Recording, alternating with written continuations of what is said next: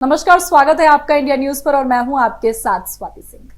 राष्ट्रवादी Congress party NCP में सब ठीक नहीं चल रहा। पार्टी नेता शरद पवार और भतीजे अजीत पवार के बीच तनाव की खबरें सुर्खियों में हैं। पिछले दिनों दोनों पक्षों ने विवाद की सुर्खियों को शांत करने की कोशिश की थी, लेकिन ऐसा लगता है कि ये कामयाब नहीं हुई। अब घाटकोपर में होने वाली संभागीय बैठक से अजीत पवार का नाम काट दिया गया। जी हां, इसे शरद पवार की अपनी ताकत दिखाने के रूप में देखा जा रहा है। मुंबई के घाटकोपर में होने वाली इस बैठक में कार्यकर्ताओं को बीजेपी, शिवसेना, शिंदे गुट वाली सरकार की नीतियों के विरोध की घुट्टी पिलाई जानी है। आपको बता दें कि इस बैठक में एनसीपी के मुखिया शरद पवार भी होंगे, एनसीपी के राज्य अध्यक्ष जयंत पाटिल, सांसद और वरिष्ठ नेता प्रफुल्ल पटेल भी होंगे। जमानत पर चल रहे अनिल देशमुख और छगन भुजबल भी साथ में मौजूद होंगे, लेकिन अजीत पवार नहीं होंगे। जी हां, इस कैंप में अजीत पवार का नाम नहीं होना है।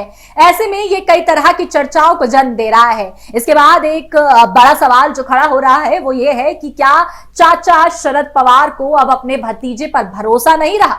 आखिर शरद पवार भतीजे को कैंप से दूर रखकर क्या संदेश देना चाहते हैं? इससे पहले आपको बता दें कि अजीत पवार ने जब फेसबुक और ट्विटर अकाउंट से पार्टी का झंडा हटाया था तो ही उनके बीजेपी के साथ जाने की अटकलें लगाई जा रही थी।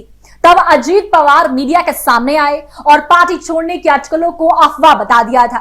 शरद पवार ने भी प्रतिक्रिया दी और कहा कि चर्चा सिर्फ मीडिया के मन में है, हमारे मन में कोई चर्चा नहीं है। एनसीपी के सभी विधायक पार्टी मजबूत करने पर विचार कर रहे हैं। वहीं बयान बीजेपी का भी आया है। जी हां, आपको बता दें कि बीजेपी नेता और केंद्रीय मंत्री अनुराग ठाकुर ने कहा कि राजनीतिक गलियारों में चर्चाएं चलती रहती हैं, कुछ खबरों का आनंद उठाना चाहिए। ऐसे में सवाल है कि शरद पवार क्यों नाराज है, ये नाराजगी की वजह क्या है? आपको बता दें कि मुंबई की एक पार्टी में शरद पवार और छोटे पवार एक इफ्तार पार्टी में मिले थे, तो लगा कि सब शांत हो गया, लेकिन तब तक उद्धव ठाकरे गुट की शिवसेना की एंट्री नहीं हुई थी। इसे भी जैसे कि एंट्री हुई, समान में एक लेख लिखकर संजय राउत ने कहा कि अजीत पवार और एनसीपी नेताओं को बीजेपी ईडी की जांच और जेल जाने का डर दिख रहा है। इस पर अजीत पवार भड़क गए और कहा कि ये दूसरे लोग एनसीपी के प्रवक्ता क्यों बन रहे हैं? आप जिस पार्टी के मुखपत्र हैं उस पार्टी की बात कीजिए, मेरे संदर्भ में किसी और को प्रवक्ता बनाने की जरूरत नहीं है। अजीत पवार के विरोधियों का दावा है कि वे एक बार फिर पार्टी को तोड़ने की कोशिश कर रहे हैं,